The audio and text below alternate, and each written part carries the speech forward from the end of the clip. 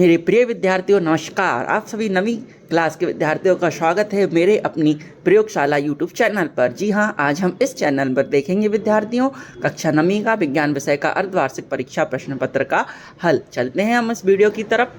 जैसा कि मैंने कहा, कक्षा 9वीं अर्धवार्षिक परीक्षा 2024-25 विज्ञान का पेपर 14 दिसंबर दिन शनिवार को था, जिसमें आप सभी ने बहुत अच्छा पेपर दिया होगा ऐसी आशा करता हूँ। और साथ ही उस पेपर के सही विकल्प, खाली स्थान, सत्य असत्य और सही जोड़ियों के साथ साथ एक शब्द एक वाक्य में उत्तर, इन सभी को हम एक बार पुनः आंसर सहित दोहराते हैं इस पेपर के द्वारा, जिससे आप सभी को पेपर में किए हुए सभी आंसर पता चल सके कि आपने कौन सा सही किया है और कौन सा गलत। तो कक्षा 9वीं का मैं यह पेपर आंसर सहित शुरू करता हूँ। पहला हमारा क्वेश्चन है, सही विकल्प चुनकर लिखिए।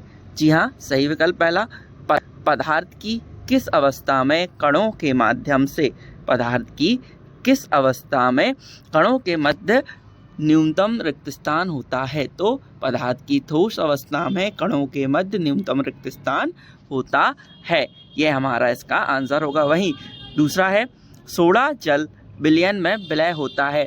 Answer option number A, CO2, soda जल विलयन में CO2 विलय होता है। वहीं तीसरा हम विकल्प चलते हैं तीसरे विकल्प की ओर, जिसमें Cl- आयन में संयोजकता इलेक्ट्रॉनों की संख्या, तो इलेक्ट्रॉनों की संख्या 8 होती है।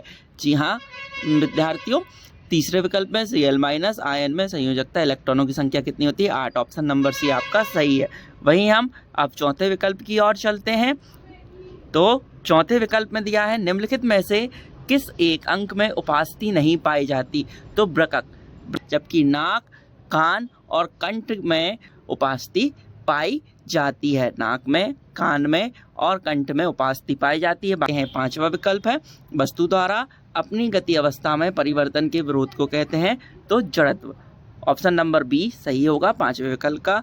वहीं छठा विकल्प है, सर्वाधिक गुरुत्वीय नियतांक G का SI मात्रक है। तो ऑप्शन नंबर ए, छठे विकल्प का option number A, Nm² Kg-2। छठे विकल्प में सर्वाधिक गुरुत्वीय नियतांक G का SI मात्रक तो Mn² Kg-2 होता है। विकल्प हमारे पूर्ण होते हैं। अब हम चलते हैं रिक्त स्थानों की और। तो रिक्त स्थानों में आपका दिया है, पहला, बर्फ का गलनांक होता है रिक्त स्थान, तो बर्फ का गलनांक 0 डिग्री सेल्सियस भी होता है या 273 डिग्री 0.1 S के भी होता है। बर्फ का जो गलनांक है वो 0 डिग्री सेल्सियस भी आ सकता था इसमें आंसर, या फिर आप 273.1 डिग्री सेल्सियस भी लिख सकते थे। वहीं दूसरा हमारा खाली स्थान है, निश्चित आवेश युक्त परमाणुओं का समूह। निश्चित आवेश युक्त परमाणुओं का समूह आयन कहलाता है। निश्चित आवेश युक्त परमाणुओं का समूह क्या कहलाता है? आयन कहलाता है।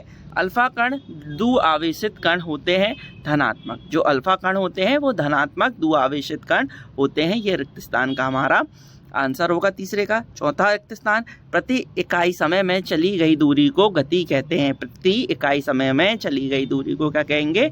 गति कहेंगे। वहीं पांचवा स्थान खाली स्थान है, गुरुत्वाकर्षण का नियम वैज्ञानिक ने प्रस्तुत किया था। तो पांचवे में पूछा गया है, गुरुत्वाकर्षण का जो नियम है वो किस वैज्ञानिक ने प्रस्तुत किया था? तो आइजैक न्यूटन। आइजैक न्यूटन ने गुरुत्वाकर्षण का नियम प्रस्तुत किया था। वहीं छठा खाली स्थान है, 1 यूनिट ऊर्जा का मान 3.6 × 106 जूल होता है। 1 यूनिट ऊर्जा का जो मान है वो 3.6 × 106 जूल होता है। सही विकल्प खाली स्थान पूर्ण हुए। अब हम आगे बढ़ते हैं हमारे तीसरे प्रश्न पर, जो कि है सत्य सत्य चुनकर लिखिए। सत्य सत्य में पहला प्रश्न है, ठोस कार्बन डाइऑक्साइड को सूक्ष्म बर्फ के नाम से भी जाना जाता है। वहीं दूसरा है, एल्युमिनियम द्विपरमाणुक होता है। तो यह गलत है, एल्युमिनियम द्विपरमाणुक नहीं होता, एल्युमिनियम एक परमाणुक होता है।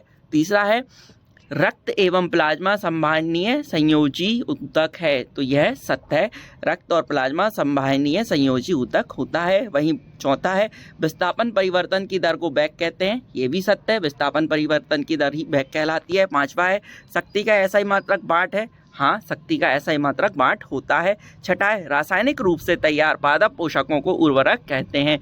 जी हाँ, ये भी सही है, रासायनिक रूप से तैयार पादप पोषकों को उर्वरक ही कहा जाता है।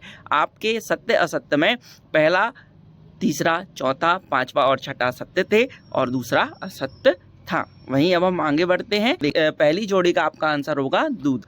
दूसरी जोड़ी है मैग्नीशियम क्लोराइड।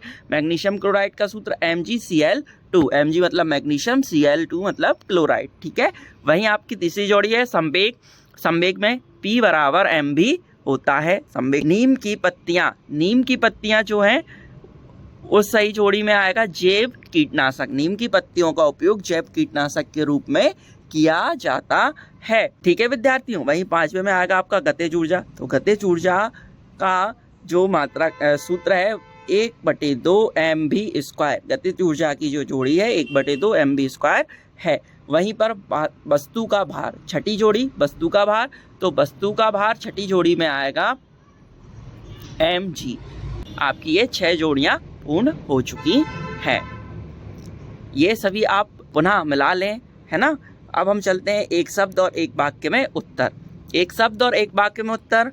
पहला है मिल्क ऑफ मैग्नीशिया में परिक्षेपण माध्यम होता है तो तरल। मिल्क ऑफ मैग्नीशिया में परिक्षेपण तरल माध्यम होता है। दूसरा है परमाणु के नाभिक में उदासीन कण का नाम लिखिए। तो परमाणु के नाभिक में उदासीन कण का नाम न्यूट्रॉन है। परमाणु के नाभिक में उदासीन कण का नाम जो है वो न्यूट्रॉन है।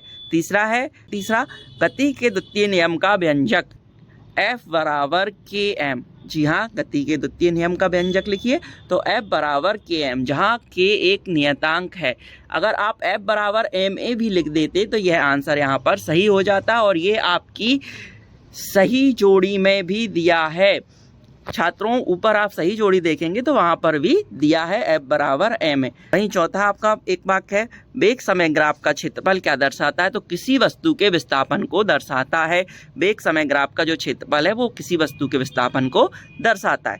किसी वस्तु की स्थितिज ऊर्जा के लिए व्यंजक लिखिए। तो किसी वस्तु की स्थितिज ऊर्जा के लिए व्यंजक क्या है?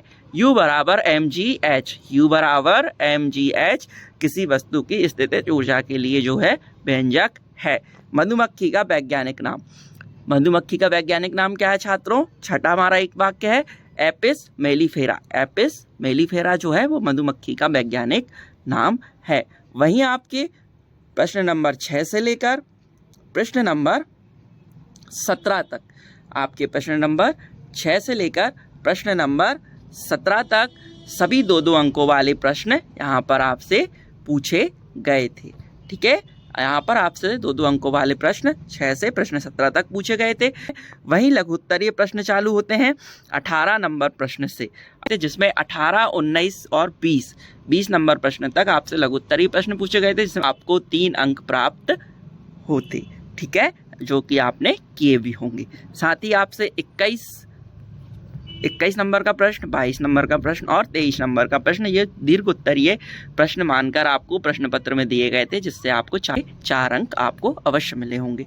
तो इन प्रश्नों को आप अपनी फेयर कॉपी या रफ कॉपी में उतार लें। मेरी वीडियो को बार बार देखकर इन प्रश्नों को आप बार बार लिख भी सकते हैं और इनके आंसर जो मैंने आपको सही विकल्प में, रिक्त स्थान में, सत्य असत्य में, एक सही जोड़ियों में, एक वाक्य और एक शब्द में बताए हैं, इनको आप उतार कर लिख सकते हैं। इनके आंसर भी याद कर सकते हैं, क्योंकि यह प्रश्न उत्तर किसी भी परीक्षा में पुनः आ सकते हैं। आशा करता हूं आप सभी बच्चों ने विज्ञान का यह पेपर बहुत ही सरलतापूर्वक दिया होगा और आपके इसमें 100% अंक आएंगे।